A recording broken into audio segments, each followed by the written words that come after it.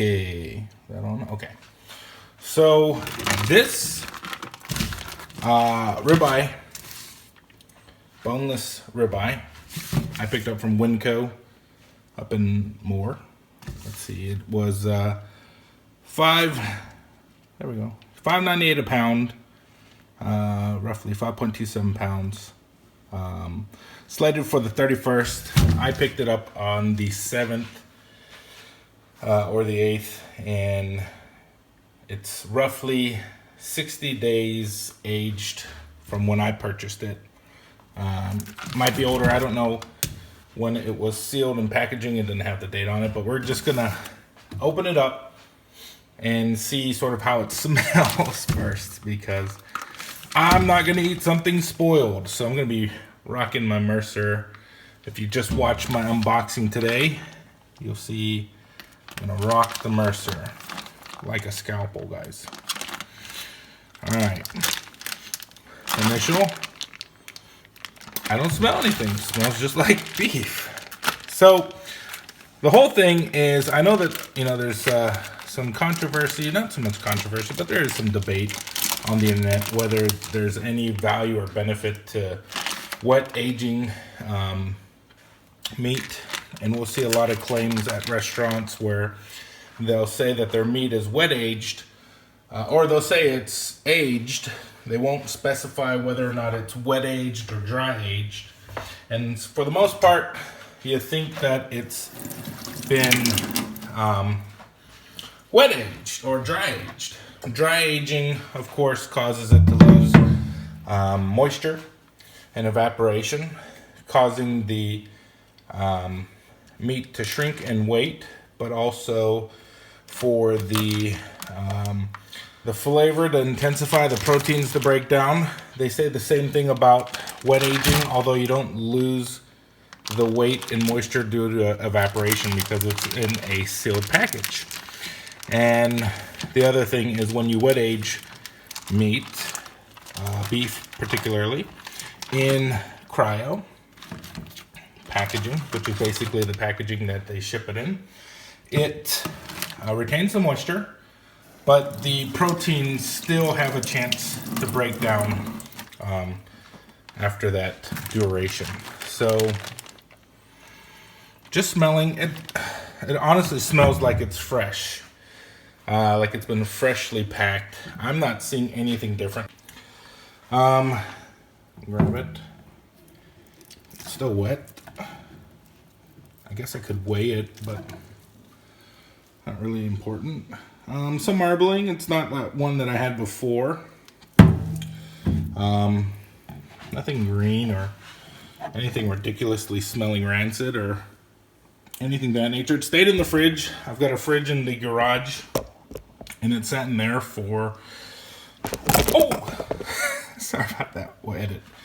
It sat in there for 60 days. I didn't touch it. Looked at it every now and then. So I'm gonna carve up some steaks out of this. Looks like I might be able to get 3 2-inch steaks out of this. Usually I try to cut it in half. That'll give me about 1.5-inch steaks, but in this case, I'll probably cut a steak here and a steak here, and then have that one left over, or maybe slice in the middle. Might do some trimming, I don't know. I don't typically trim the meat. I just sous vide it. We'll season it, sous vide it, and cook it. Usually this part won't render out, so if I do trim, I may trim some of this off, but whenever I do a roast, I keep it all intact, and then I just trim out when it's done and salvage whatever meat's left. But on a steak, since I'm going to be cooking at medium rare, the majority, nobody's going to be able to really eat this unless you're diehard, like some of us. You might eat it, but most people would tend to just eat the meat and discard the decal or whatever pieces of fat. Some marbling in it, looks pretty good. This right here looks really good. Some skin on it, but again, just gonna trim it up and make some steaks on it, and it might be easier to cut it from here just to get my 2-inch steaks. So I think that line is going to be where I cut it, and then I'm just going to cut it in half from there. Okay, guys, I'm going to be trimming it up here. Basically not trimming it, I'm just going to cut it as is, make the steaks, deal with the fat whenever it's done, just to keep it all intact. But I'm going to be trimming it using my trusty, I believe this is the 14-inch Frederick Dick high carbon classic butcher's knife from back in the day. I've had this thing for maybe 14-15 years almost. As you can see, I've marred it up. I'm trying to sharpen it where it's more of a reversed, kind of looks like a butterfly knife if you've ever watched a Kung Fu movie. Anyways, we'll go to town, cut these steaks. So I'm going to be using this line as my first marker. Hopefully I get it straight. Just draw it through. Try to minimize the sawing action. Oh man, let me show you that real quick. So guys, wow, we've got some pretty good marbling in there. The texture of the meat from here, I mean, this looks exactly like it's packaged. And here, man, this looks extremely different. A lot darker red. I can't wait to try this. I think they might be different. That's about a 2-inch steak. Ever since I started cutting my own, I just do a 2-inch steak. Most of the time you get it at the store, it'd be a 1-inch or 1.5 inch. So for this, I'm just gonna cut it in half again. Okay. Roughly in half. Try to minimize the back and forth. Cut cleanly through. Straighten it out. Wow, these look pretty good. Okay. Show you off. Try to make them a little level, but look at that. That is what we have on the inside. This is the center. This is an edge. It's got a little bit of an angle on it. That's all right, but that's kind of how it came. Or maybe that's me. No, this one's straight. This one is completely straight. So, but the edge is pretty good.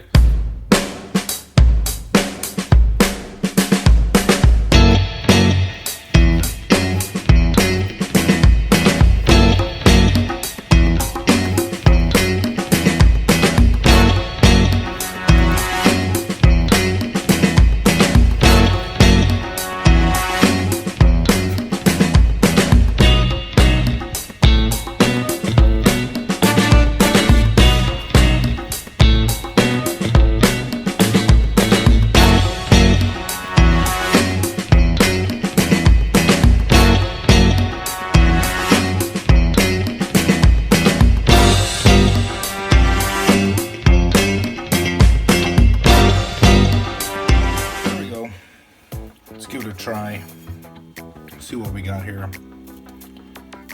60 days, wet aged.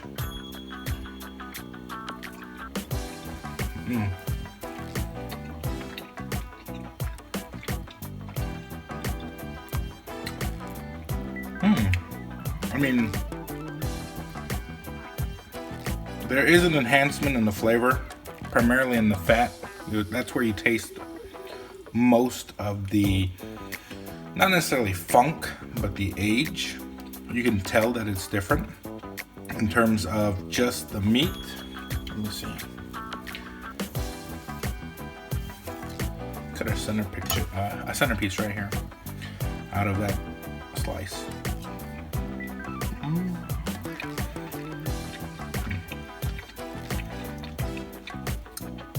I mean, it's amazing. I don't really taste that big of a difference. So,